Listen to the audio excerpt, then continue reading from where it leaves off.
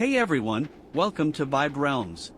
Today I'm going to show you a diorama I'm making of the boy from Limbo getting chased by a giant spider. First, I modeled each part of the scene in 3D software for 3D printing. The first thing I'll print is the main villain, that huge, terrifying spider. This is the spider's body. Those square bumps are where the legs plug in. Let's try printing one leg first.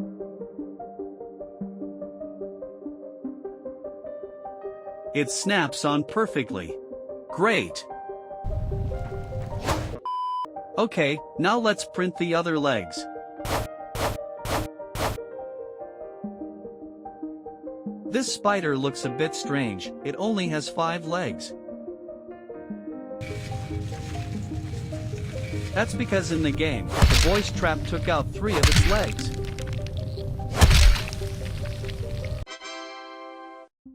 Even with its injuries, it still looks very intimidating. I'm spray painting it black. And I really wish I had black filament for printing. After painting it black, it looks even more menacing. Next, it's time to print the base. This flat surface is kind of boring. So I'm adding a layer of texture paste to make the ground uneven. I ran out of my desert-colored texture paste, so I just kept going with a different color.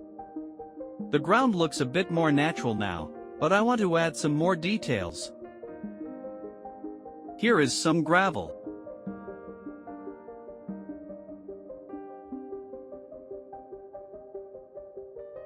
I didn't add too much. After all, the whole base will be painted black in the end.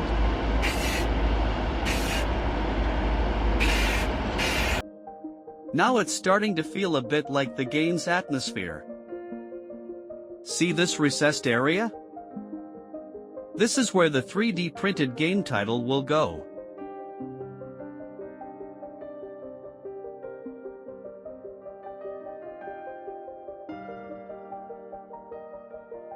This looks good. Time to make the pond water with epoxy resin. I'm sealing both sides with packing tape. The epoxy resin will be trapped between these 2 dams made of tape. The tape might be too soft, so I put some hard objects behind it for support. Wait, I almost forgot to make the floating log.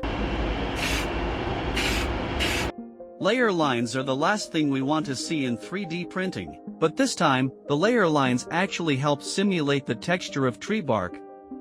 This is an unexpected bonus. Next, I'm going to use this helping hand to solve a problem. If I just pour the resin and then place the floating log on top, it'll probably drift around or even sink. A helping hand can hold the log in place until the resin fully cures. Now I can start mixing the epoxy resin. Add some black pigment.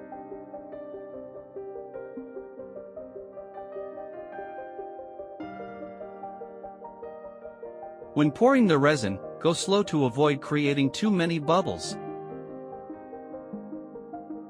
Let it sit for 48 hours. Looks okay. Wait. Oh, we've got a leak here. It's dry, there's still hope. The epoxy resin has cured successfully. The part that leaked out has cured too. Shouldn't be too hard to remove. No leaking issues on the other side. Good. Finally, it's time to make our protagonist.